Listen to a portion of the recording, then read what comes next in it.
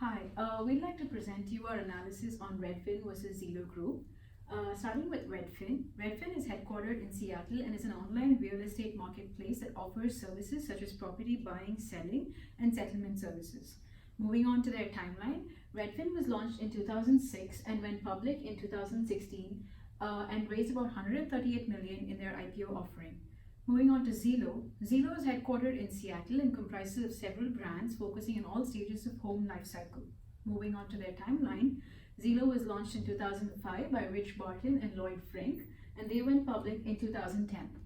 Now let's look at the key competitor analysis for the Redfin and Zillow Group. The real industry is a highly competitive industry with Zillow Group as a leader and companies such as Redfin and Sotheby's slowly catching up. Moving on to the key factors that drive the industry, the market for homeowners and home rentals are very high, and technology is being used to increase visibility and efficiency. Some of the challenges that affect this industry are fragmentation, high complexity, affordability of home ownership, reducing, and inconsistent government policies. Moving on to the drivers for Redfin are technology revenue diversification from different geographical areas and increased ownership from Redfin agents. Redfin faces many key challenges. To highlight a few, they have increased competition in a highly inertial industry. They have their needs increased access to timely and accurate data, and it needs to adapt to quickly newer technologies. Moving on to drivers for Zillow, acquisition to increased market space, leveraging its powerful brand and scale to attract first-time customers, in-depth data analysis helping concentrate focus on critical areas, and innovating to increase efficiency and visibility. Some of the challenges for Zillow include inconsistent laws and regulations, increased competition, increased visibility while being cost effective. Now let's look at the street position and expectation for Redfin and Zillow. From $15, Redfin stocks is expected to appreciate by 35% and reach $22 over the next 12 months as per 15 Wall Street analysts. Now going on to their analyst recommendation, based on the possibility of an increase in Redfin stock price by 35% and increased confidence in Redfin strategies, the aggregation of analyst recommendation is to buy cautiously. And looking at their street expectation, as we can see for the year 2019, Redfin is expected to continue making a loss, though its magnitude of losses keep fluctuating between quarters, and hence Redfin is not expected to be profitable for the next 3 years. Now let's look at Zillow. From $43, Zillow stock is expected to marginally grow by 4% over the next 12 months. And their analyst recommendation, based on possibility of low stock growth, almost thrice as many analysts have recommended to hold your Zillow stock at current levels. And their street expectation, for the year 2019, Zillow is expected to continue making a loss. However, the next 2 years, the quantum of loss reduces considerably. Next, we'll look at the business risks. First, we'll start with Redfin's key risk factors. These include management of their uncommon business model, which employs lead agents who are generally paid less than traditional agents. Redfin has the risk of facing high turnover rate of agents if it does not train and motivate its agents to understand the compensation model. Next risk is the failure to expand their business to include non-brokerage service. In mid-2018, Redfin transitioned into non-brokerage business as they have the risk of not being able to generate a profit because of their limited experience in such services. Next risk is the risk associated with Redfin's reliance on their business data to make strategic decisions. Any errors or inaccuracies in such data can have adverse effects on the business. Finally, Redfin also has the risk of failing compliance with the requirements governing the licensing of brokerage, mortgage, and title business in the jurisdiction of the operations. Next, we'll look at ZillowGroup's key risk factors. These include risk of losing partnerships if the management of relations and advertising with other professionals is not effective. Next, similar to Redfin, Zillow also needs to maintain data integrity as volume of published data increases in order to retain customers and avoid any losses. Another risk is one that is associated with disputes that crop up due to disagreements with the accuracy of estimates and rent estimates. These disputes can sometimes lead to costly litigations. Finally, Zillow's entry into the mortgage lending business is also a large risk Zillow is taking to expand their business, but this entry can cause negative reactions within the mortgage industry and harm relations with mortgage advertisers. Next, we'll look at business segmentation. Starting with Redfin. Beginning January 1st, 2019, Redfin has 5 operating and 2 reportable segments. These include real estate segment with brokerage partner subsegment, property segment, and others. In the 3 months that ended in March 31st, 2019, Redfin had a total of combined revenue of $220 million. This is an overall 37.8% increase from the same time period last year. This is due to the 15% increase in real estate services, addition of $18 million in property revenue, $1 million in other revenue, $169 million in intercompany eliminations, and an addition of $30 million in consolidated. Next, Zillow. Beginning January 1st, 2019, Zillow has 3 operating and reportable segments. These include IMT, which is Internet Media and Technology, Homes, and Mortgage segment. In the 3 months that ended in March 31st, 2019, Zillow had a total combined revenue of $454 million, which is about a 51% increase from the same time period last year. This is due to the addition of $128 million in homes revenue, 44% in mortgage, 12% in other revenue, and 2% in premier agent revenue. Coming to the executive compensation structure for Redfin, CEO of Redfin, Glenn Culman, base salary is $250,000. He joined Redfin in the year 2005. He does not have any stock awards in the year 2018. CFO of the company, Chris Nielsen, has a base salary of $329,000 and has a stock awards of more than $1 million in 2018. Coming to the ZillowGroup, CEO of Zillow, Spencer M. Ruskov, has a base salary of $777,000 and equity of worth more than $11 million. CFO Alan Parker has a total cash compensation of $807,000, which includes the signing bonus and equity worth more than $9 million. Coming to the summary earnings call for Redfin, revenue of the company increased by 38% and reached to $110.1 million in the first quarter. Redfin reached a market share of 0.83% of US home sales by value in the first quarter of 2019. Gross profit reduced by 51% from the first quarter of 2018. Operating expenses are $70.2 million. It increased by 64% from the first quarter of 2018. Operating expenses accounted to the 64% of the total revenue. Net loss is $67.1 million compared to the net loss of $36.4 in the first quarter of 2018. Net loss per share, basic and diluted, is increased by $0.3. There is a negative cash flow from operating activities of $47.1 million. Total liabilities of the company increased by 52.3%. Coming to the Zillow Group, total revenue increased by 51.4%. Zillow, as a part of a new home buying service, Zillow purchased 898 homes and sold 414 homes in the first quarter of 2019. This made them increase their revenue this year.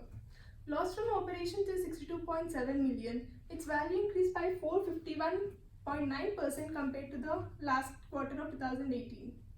Net loss is $67.5 million compared to the net loss of $18.5 million in the first quarter of 2018. Net loss per share is $0.33.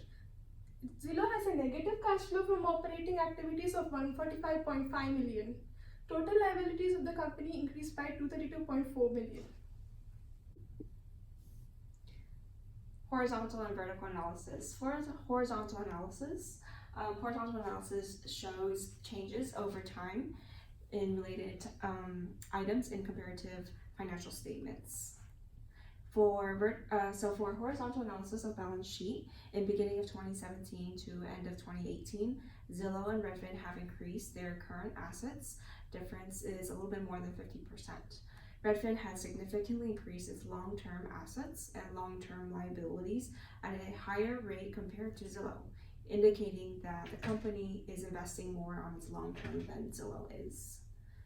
Next, we have here horizontal analysis of income statement. From beginning of 2017 to end of 2018, Redfin increased its total revenue difference by 24%, while Zillow increased its total revenue by about 19%. However, Zillow's cost of revenue difference was almost double of Redfin's difference in cost of revenue.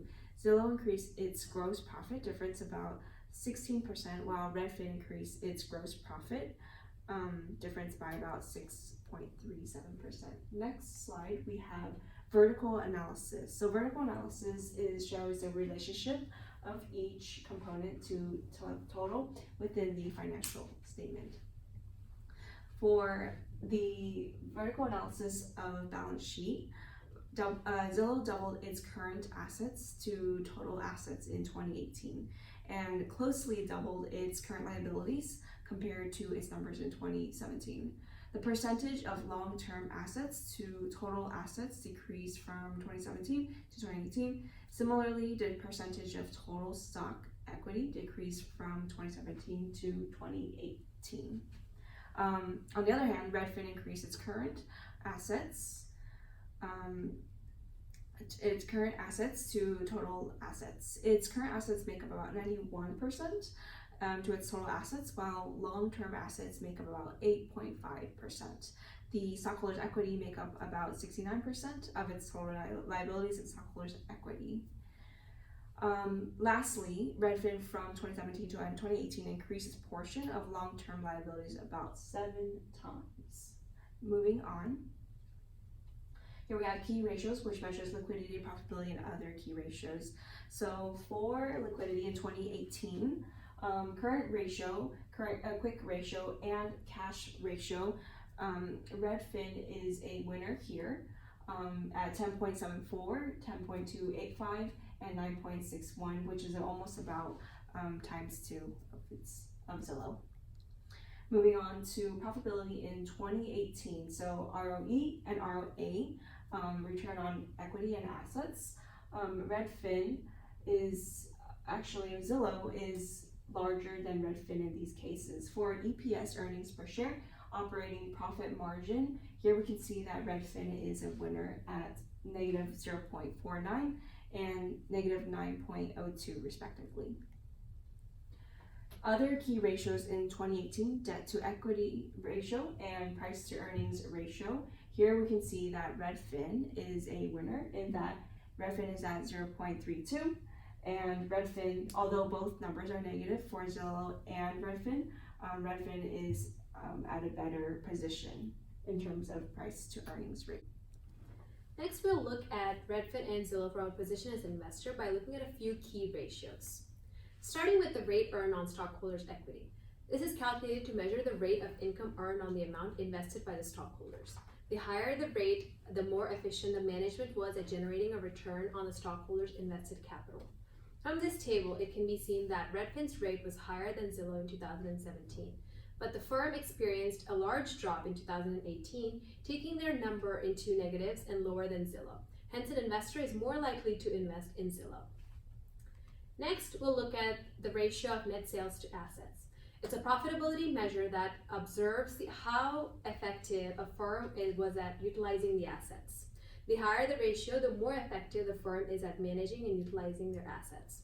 From the table, Redfin had higher ratio than Zillow in both 2017 and 18, despite the drop they experienced in 2018. Hence, an investor is more likely to invest in Redfin. Earnings per share is calculated as a ratio of company's profits to outstanding shares of common stock. The higher the EPS, the more money the shares of stock, thus investors are more willing to pay more for the higher profits. From the table, Redfin has higher EPS compared to Zillow, and an investor is more likely to invest in Redfin. P/E ratio is a useful metric that is used for valuing a company. It's a ratio of its current shares price relative to its earnings per share. It's a useful relative value to a company's share against its own historical record or against other companies. A high P/E ratio indicates that investors expect higher earnings. Hence, a very high P/E ratio might indicate that the stock is being overvalued or vice versa. Hence, an investor is more likely to invest in Redfin. Moving on to the profit margin or the operating margin, it's a measure of how much profit a company makes from its ongoing core business operations on a unit of sales. after accounting for variable costs but before paying interest or tax. ZillowGroup has a slightly more positive operating margin compared to Redfin, and hence investors are more likely to invest in ZillowGroup. Moving on to revenue growth. Revenue growth is a change in company sales when compared sequentially to a previous unit of time. As we can see, we have done a year-over-year comparison as well as a 3-year period comparison. And from the table, Redfin has had a much higher revenue growth compared to Zillow, and hence an investor is more likely to invest in Redfin. Moving on to return on assets. Return on assets is the profitability ratio that measures how much profit company can generate from its assets. A low return on assets for Redfin indicates that the company is not making enough income by use of its assets. Zillow, even though the percentage is negative, is better than Redfin, and hence an investor would more likely to choose Zillow. Overall, out of the 7 ratios analyzed, Redfin fared better in 4 of them compared to ZillowGroup, and hence for an investor, we would recommend investing in Redfin compared to Zillow. Coming to the position as a creditor, the first ratio is a ratio of liabilities to the stockholders' equity. It is used to evaluate the financial leverage of a company. This ratio reflects the ability of shareholders' equity to cover the outstanding debts in the case of a business downturn. The ratio of liabilities to stockholders' equity is 0.3 for Zillow and 0.459 for Redfin. Zillow has a low value of ratio than Redfin, and it is better for creditors. Coming to the next ratio, ratio of fixed assets to long-term liabilities. It is a way to measure the solvency of a company. It is calculated by dividing value of fixed assets by the amount of long-term debt. A higher number is better. Low value of ratio indicates your fixed assets might not cover the liabilities. The ratio is 3.249 for Zillow and 0.298 for Redfin. From the values, Zillow has good amount of assets to cover its long-term liabilities and good for the creditor. The next ratio is the current ratio. It is a liquidity ratio that measures the company's ability to pay short-term debts or debts due within an year. It is calculated by dividing current assets to the current liabilities. Although this is not the only ratio to look for creditors, Redfin has a high ratio of 10.73, and this is in safe range for creditors. Now moving on to the fixed charge coverage ratio. Fixed charge coverage ratio measures the company's ability to pay all of the fixed expenses with income before interest and taxes. It is calculated by dividing the interest expense by sum of the income before tax interest expense. Higher ratio indicates better position of the company and less risk to loan to. Lower value of ratio indicates that the company can barely meet its monthly bills. Redfin here has a high ratio and would be less risky to creditors. Moving on to the operating cash flow ratio. Operating cash flow ratio is a measure of how well the company's current liabilities are covered by cash flows from operations. This can help measure a company's liquidity in short term. It is a measure of the number of times a company can pay off its debts with cash generated in the same period. The higher ratio indicates the company has earned more cash in a period that needed to pay off its current liabilities. Currently, Zillow has a better operating cash flow ratio than Redfin, and thus is better for creditors, more credible. Here we concluded that Zillow is more credible than Redfin. Based on the numbers, here's what we concluded for investor and creditor. In this case, investor Redfin is the winner, creditor is Zillow for the winner.